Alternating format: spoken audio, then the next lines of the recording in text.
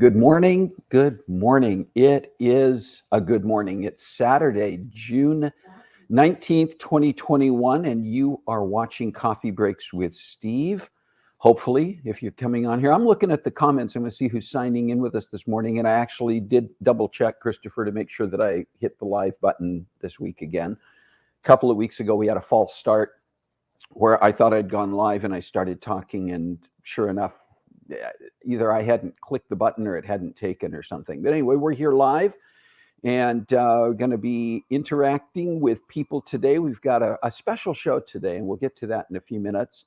But if you are joining live this morning, make sure you say hello and make sure that we see that you're here. And I'm stalling because I'm actually waiting for more people to sign in a little bit. If you end up watching this later on in the recording, or as I call it, syndicated reruns, also go ahead and make your comments and make sure that we know that you're here and watching and interacting with us. That's why Coffee Breaks with Steve is here. It's not just about me. I know it seems that way, but it's really about our community. And I see Jerry Thompson's here. Good morning, Jerry. Good morning, Corianne. Good morning, Kalinda.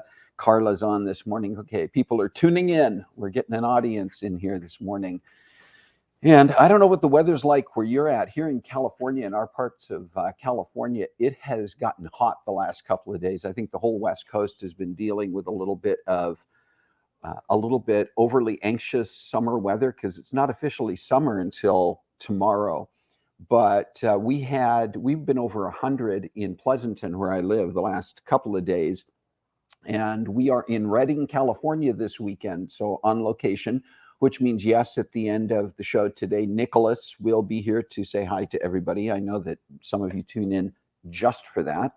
But we were driving up here yesterday, and even getting out of the Bay Area, going through the Vacaville Vallejo area, it was 113 on my car's thermostat. And I thought, thank God for air conditioning in cars. Growing up, we didn't have air conditioning in the cars that my parents had growing up, for the most part. And I can remember, go on long trips, or even when it was really hot, you rolled the windows down. You used the speed of the car became the air conditioning, with air coming through the windows. So I don't think I could manage that now.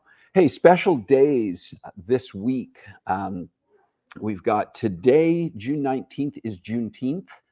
If you've been monitoring the news, if you're aware of that date anyway, it is a date that commemorates. It's interesting because it commemorates the full the full implementation of the Emancipation Proclamation, which was signed in 1863. But the June 19th, 1865, was when the last pocket of Black African American slaves were notified that they were free in the state of Texas. Texas was the first state to actually make Juneteenth a holiday. And as of this past week, a bill passed in both houses of Congress and was signed by President Biden, making Juneteenth an official federal holiday. So welcome to June 19th, our newest federal holiday, which is today.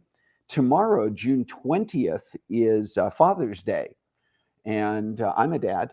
Some of you out here watching are dads, and so you get to celebrate your day with it's funny, the differences between Mother's Day and Father's Day, and how we celebrate, and what moms appreciate for Mother's Day, what dads appreciate for Father's Day.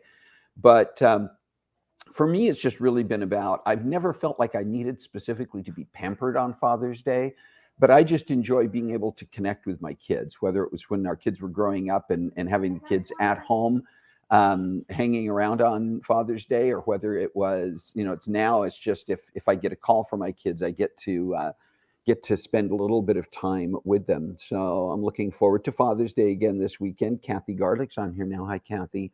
If you joined us on this show today and you haven't yet said hello in the comments, make sure that you do that so that we see that you're here. Want to make sure that we interact with you today. So take that time. What else is going on? It's Juneteenth, Father's Day. Tomorrow, I already mentioned this, officially is the summer solstice. So tomorrow is the day that we officially starts the summer season. Although most of us, I think, have been into our summer season activities already a little bit. for a while now. And we're going to be talking, I'll tell you more at the end of the show today, but next week we're going to be talking about summer season being upon us and how this one might be different now that we're coming out of some of the quarantining and isolation that we've had to deal with over the last year plus. And then I thought I'd throw this one in. This one's interesting to me because we've just been coming through this pandemic. June 24th is National Handshake Day. Now, handshakes are becoming this whole new conversation and controversy. We stopped shaking hands during the pandemic, right? Because we didn't want to risk spreading COVID-19 through physical contact, et cetera. And I remember even going back a year ago, people started asking the question, when this is all over with, are we going to go back to shaking hands? You know, we got to the point where we were doing elbow bumps, or we were just doing air hugs and different things. Are we going to go back to doing handshakes? Handshakes have been a normal part of social interaction, and particularly at business social levels, for centuries. And it all began, according to at least legend, and I suspect this is probably true, that in medieval times, warriors would extend a hand, or leaders would extend a hand to show that there was no weapon in it. And they would grasp hands as a sign of saying, rather than take a weapon in my hand, I'm taking your hand in mine as a sign of camaraderie. I'm paraphrasing, but that was basically the idea. And the question is it an outmoded form of connecting with people? Is it an outmoded form of even greeting? Because some people say, first of all, the idea of where it came from, you know, do you still need to display that you don't have a weapon in your hands? I think in some neighborhoods, you probably still do have to display that. The other part of it is they say that a lot of times the handshake has been used as a way of showing power or domination. Who has the stronger grip? How do you grip? And people judge each other by the way that they grip a handshake. And so it becomes a question of, are we going to go back to that? And I'd be curious to see, and I see some of you are making comments about that, but I'd be curious to get some of your opinions about whether you think we should go back to shaking hands as we come out of the pandemic. And I actually shook hands with somebody recently, and now I don't even remember where it was, but somebody that I hadn't seen for a while and I ran into, and we both just kind of on automatic shook hands. Now I have on a couple of occasions recently in breaking the bubble, actually given somebody a hug. And, you know, but still with, I think in those cases with masks on or something. But anyway, yeah, it's just interesting. So Christopher, you're giving me a look. Did you make a comment in here that I'm supposed to be looking? You just want to shake hands. So I'm sitting across the room from Christopher today because we are in Reading, moderator cat on your screens. And so he was just staring at me over the last several seconds so that he could shake my hand. Hey, Jason, it's good to see you on here. Okay, I want to get us into our topic today because this weird conversation about handshakes could go on for a while if I don't. I wanted to talk a little bit about how we capture stories, the stories of the people in our lives. And primarily, when you think about that, we think about parents. We think about grandparents. We think about how, if we don't capture those stories in some fashion, how easy it is to lose those generations and not really ever have the full story. I know in our family, we captured some stories. In fact, I give tremendous kudos to my sister Kathy and brother-in-law Rod, who years ago, when my grandma Glavin, my dad's mom, was still alive, they took time in visits to her to kind of clandestinely set up a video camera aimed at her and just ask her questions about her childhood, ask her questions about when my dad was growing up and they had to flee what was then Yugoslavia. As Jewish people during World War II, they were victims of the Holocaust and they had to get out of that area because their lives were literally at risk. We've done similar things with my dad in recent years where we've captured both on video and audio. We've captured a lot of his story. My Aunt Mira, my dad's sister, a number of years ago actually recorded her memories of her childhood and growing up in a booklet in a written form that was presented to each of her kids and each of my dad's kids. And I've got that too. And it's amazing. My dad contributed to that in some ways. But just capturing those stories, what's the importance of doing that? What is the importance of learning that it's not just the genealogy, it's really knowing the stories, because the past that is part of our parents' stories, our grandparents' stories, is a part of how we were raised. There are times that you go through the stories and you go, okay, now I get it. Now I understand why certain things were important to my parents when I was growing up. Or you understand certain other elements of your parents' lives or your own life, and it's feeding the future. There were times in certain cultures that telling those stories verbally from generation to generation was important. And it was a part of the norm, and it still is in some cultures. Anyway, I could ramble on about that, but I have a special guest today who has a unique story about her own journey in capturing her grandmother's story, which is amazing in and of itself. So I'm going to introduce my friend and author, Kathy LeGros, and bring her on and say good morning, Kathy. Hi, good morning. Thanks for being here. And I kind of teased this, and I've been teasing it with the Coffee Breaks with Steve Crowd for the last week, sharing that you were going to be here, mentioning the name of the book, which, by the way, I have a copy of right here, The Waiting.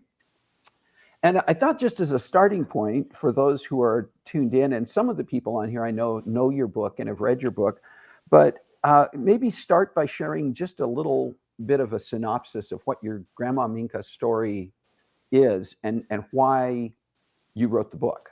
Okay. So in 2006, when I was 35 years old and I had just given birth to my first baby, my grandma, my maternal grandma, was 94 years old. And we were very close. I'd known her my whole life. And what I knew about her backstory wasn't a whole lot. I knew that she had grown up in the Midwest. I knew that her parents had immigrated here from what was then known as Holland. And that was about it. And a few weeks after my son was born in 2006, my brother called me and he said, "Are you sitting down?" And I think I sat down at that point. And he said, back in 1929, Grandma, she had been assaulted and gotten pregnant.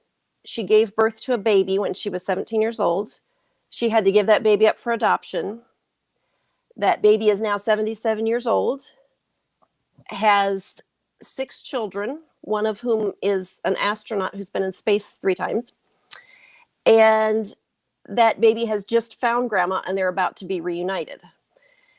And I can't even describe what a shock that was. I mean, my grandma was my grandma. Just imagine anybody in your family that all of a sudden hearing that story about them. And so that's kind of how this whole thing started.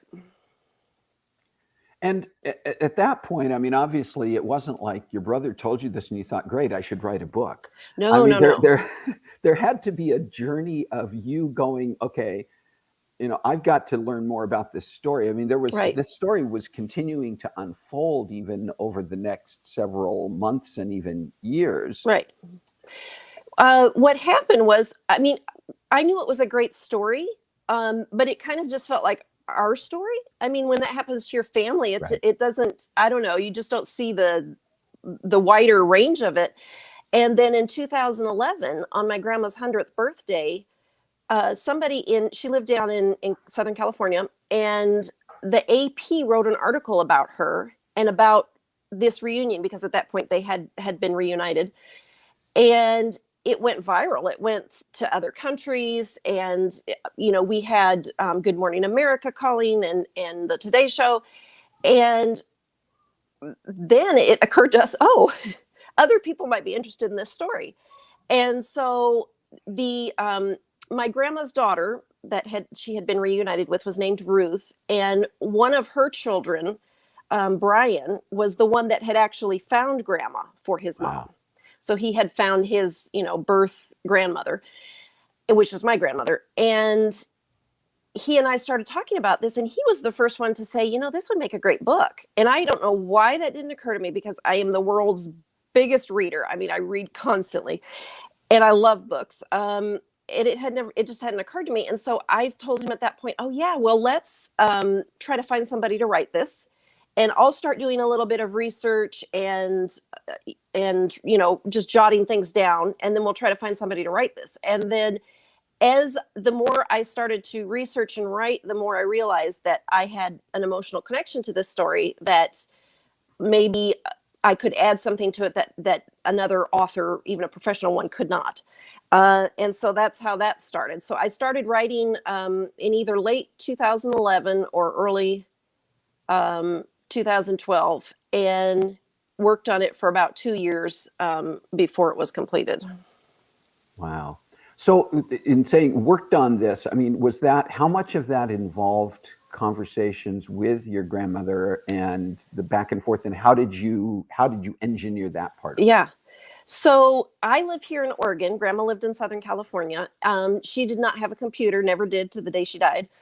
And so what I had to do was use snail mail. So I would write her letters, and I would I would send her pages with all these questions, and then with spaces where she could fill out the answers about her childhood and this, that, and the other. I would mail those to her with a self-addressed stamped envelope. Huh. She would fill them out in her, handwriting, mail them back. And then I did take a couple of trips down there where I took like a long weekend. My boys were still very young, so my youngest wasn't even in preschool yet. But I took a couple of long weekends where I flew down to Southern California, and then I just sat in her apartment and talked to her, and I recorded it on my iPhone on the voice memos. And so I have hours and hours and hours, dozens of hours probably of that, which is wonderful because she has, since passed. And that's really neat. To have those. Another thing that you can do when you're talking to older people is video. Right. My brother had actually flown down to Southern California in 2006 for the reunion, and he recorded it. And that enabled, actually having that recording enabled us to get on the Today Show when the book came out, because we had That's right. we had never released that recording, and we had that, this reunion that was 77 years in the making. So, yeah. What was the impact? This is probably a question that can't be answered even if we were staying on for another hour, but just in some of your brief reflections, what was the impact on your family overall in learning the story in the first place? And then as you wrote the book, I'm kind of thinking of almost 3 phases of this, just learning Minka's story Right. when it first came out. Then through your process, what was the impact on your immediate family and the broader family as you were going through writing this book? Like, were people excited about it? Was there pushback against making this more of a public thing? And once the book actually was published and made available to the public, what were some of the things, the outcomes for you and for your family? Everybody in the family was excited about the book, I think. And I know that they all appreciated learning things about Grandma from the book. For me, I always say that the thing that I treasure most out of this whole thing was not, having the book and getting to write it and publish it was neat, but was getting to know my grandma's story. I mean, as humans, we're the star of our own lives, and everybody else is supporting characters. And so everything is seen from our point of view. That's just how we approach stories. And so to be able to sit down with my grandma and get to know her, I had always known her as an old woman. She was, older when I was born even.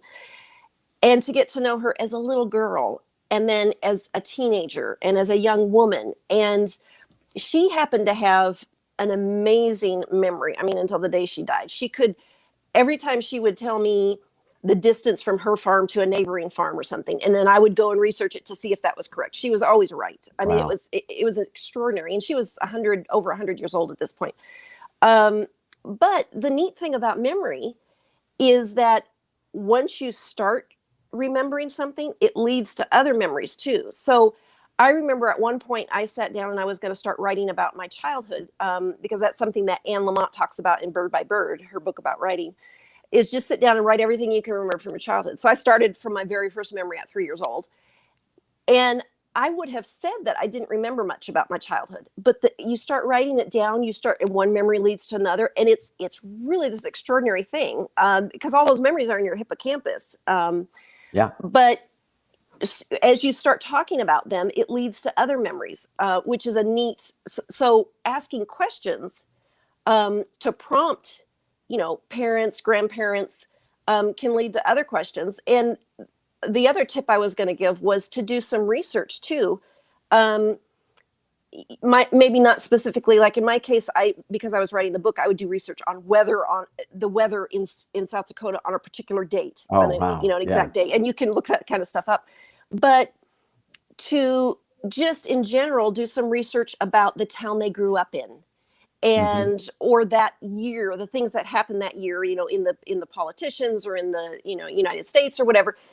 And then as you can ask them, well, what about this town? Well, what about that when the president did this? And then that, prompts. So like I said, it's one thing leads to another. And it's an extraordinary journey to go on with an older person. Man. You mentioned already, some of the things that you mentioned, I'm thinking not everybody, of course, is going to decide to write a book about their parents or grandparents. Although I suspect that many of us, my dad's story, my dad's now 94 years old. And same thing, Kathy, when we talk to him, he may sometimes not remember what he had for breakfast this morning. Right. I'm going through that phase as well. Right. I don't necessarily remember things that I was doing a few minutes ago. Why did I walk into a room? But you start asking some of these older people about memories from their childhood or things that happened in the past. And you're right, the minute detail that they can share, the things that they remember that are so specific and so accurate. And I just think, you mentioned the audio recording, video recording, which I'm a big fan of both of those for this reason that you already mentioned. Those also become treasured things to have, where you can go back and see a loved one's face, hear their voice after they're gone even.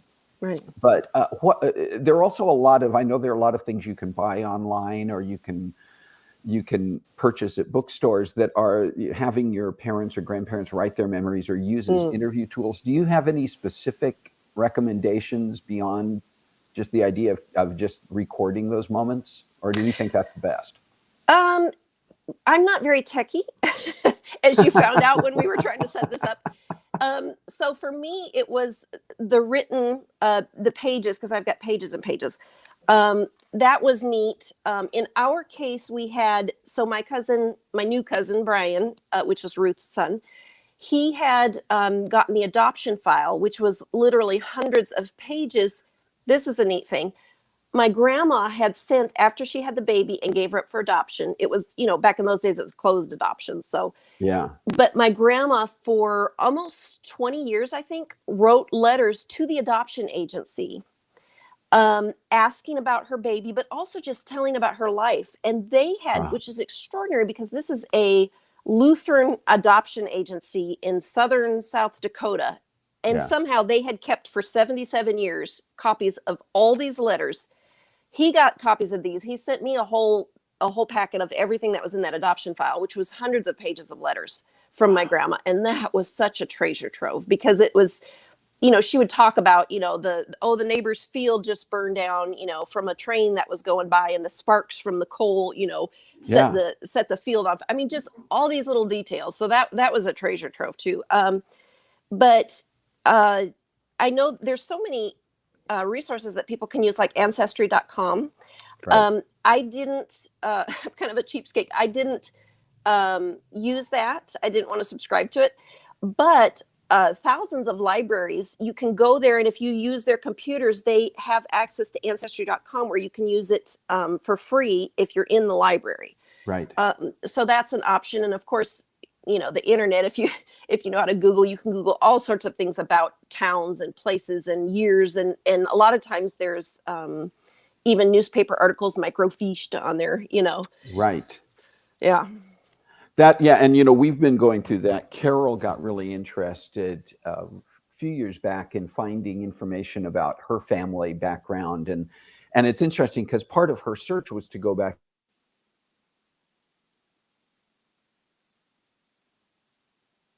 She's still researching out there. Times you run into with those several generations back, you'll go trying to confirm, is this the right person? It's the same last name, but is it the right person? Right. Why did they come from England to Australia to get to the United States? And she's researching some of those things, but it's been interesting because there have been things that she has found out about her own parents and grandparents through this process that came as surprises. And I think that's part of this too, right? I mean, there are going to be those gems and those surprises that come out of doing this. You knew that there were things you were looking for when you began researching your grandma's story and writing the book, but I presume there were also some moments where you went, I mean, beyond the initial shock and surprise, that there were probably additional surprises that you ran into. And that's part of the journey. I mean, it can be shocking at times. We found some skeletons in the closet and looking at family history. Yeah. And you can either be dismayed by that, or you can go, okay, that's cool. That's part of the story. Yeah. Yeah. And Right. yeah, there's a few things that didn't make it into the book. You know, there's things that you find out.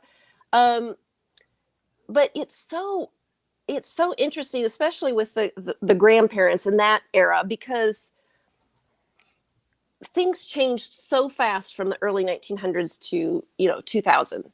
Right. So like someone born, if you took someone from the year that I was born and transplanted them to here, it wouldn't look that different. I mean, the technology has advanced a lot, but most other things haven't. But my grandma was born into a world of horses and buggies. And, then I was born into a world of we're landing on the moon. I mean, there was so much that changed then. And she saw all of that. I mean, she was born the year before the Titanic sank. Wow. And then she lived to, she passed away in June. The book came out in May of 2014, and she passed away just a few weeks later. But she got to see it. She did the Today Show interview. Yes. And when I talked, the very first conversation I had with the publisher, which was Tyndale, and this was before they had offered us a contract, they said, "What do you want to accomplish with this book?" And I said two things. I said, "I want to produce the best writing that I possibly can, because that's important to me. But I said that the number one thing I want to do is honor my grandmother." I mean, she was a very ordinary person that was just extraordinary. And my brothers and I and my cousins love her so much. And I wanted to honor her. And I'm really glad that she got to see the book before she passed. I remember that at the time. And I should say, Kathy and I go back a number of years. I knew Kathy before she was an author, and when she was just the avid reader who read everything everywhere. But I remember that journey, and I remember when you shared that your grandmother had passed away, and I remember thinking, wow, that, I mean, the idea that God allowed her to see this come to fruition, to me just seemed like a blessing. Yeah. But listen, we could go on for a lot longer. This conversation, I know there are things that have come up, questions that have come up in the chat, and I would just encourage people, first of all, if you have not yet read this book, Kathy, you want to just mention where people can find The Waiting. I mean, it's available. Where can they get it? They can get it on Amazon. I mean, some independent bookstores have it. I know the local ones here do. But it is on Amazon. You can go and look there. And I haven't updated my website in a long time, but I believe there's still a link to the Today Show interview. They can watch that, and to the book trailer from Tyndale, so that, get a little more information. And then on my author page on Facebook, which is just Kathy LaGros, there's I've put a lot of pictures that didn't make it into the book, and some other details from the story, so people can just look through there if they want to see some more info. And I would encourage that. I would just please, and this is just from my own experience with the book with you. First of all, not only did you write a great book, but as you can tell even from the way, folks, that Kathy talks, she's a great storyteller. And the book is written in a way that you would not, I would not have known that this was your first published full-scale work. It smacks of someone who has been writing forever. And so it does beg the question, before I let you go today, have you had any thoughts about writing any additional books, or was this just simply that labor of love that was the one-time thing? It was definitely a labor of love. And if that's all I ever have, I'd be perfectly happy with that. I am working on a novel that's very loosely based on the life of one of my grandma's cousins, actually. Wow. And I say, I say, I'm kind of theoretically working on it right now because COVID sort of, for the last year and a half, my husband and my boys have been in this, we've all been under the same roof. And so there hasn't been any writing or researching going on, but I'm hoping in the fall when things get back to normal to get back into that. Okay. And I was I didn't tell you this, Steve, but as soon as we're done here, I'm going to pick up Brian from the book. Yeah. He lives in Georgia now, and I live here in Oregon, but we see each other. He comes out here like every year. And that's been such a gift too from this whole thing, is this new cousin. Wow. And now he's like one of my brothers. And so he's here and we're going to take him to the Oregon coast today. So fun. that's fun. See, Yeah. I love that's the other part I think about journeys like this is the doors of relationship that it can open as well. All right, listen, I'll just say it one more time. Look, if you have not read the book, The Waiting, you need to do it. You really need to do it. It is truly an amazing story of crisis leading to really full redemption. I mean, and it's a true story. This is the thing. This, if you read this as a novel, you'd say, well, that's great, but it's unbelievable. We'll believe it, right? And I didn't even get into, and I'm not going to ask you about whether or not there's going to be a movie based on the book. It's under option.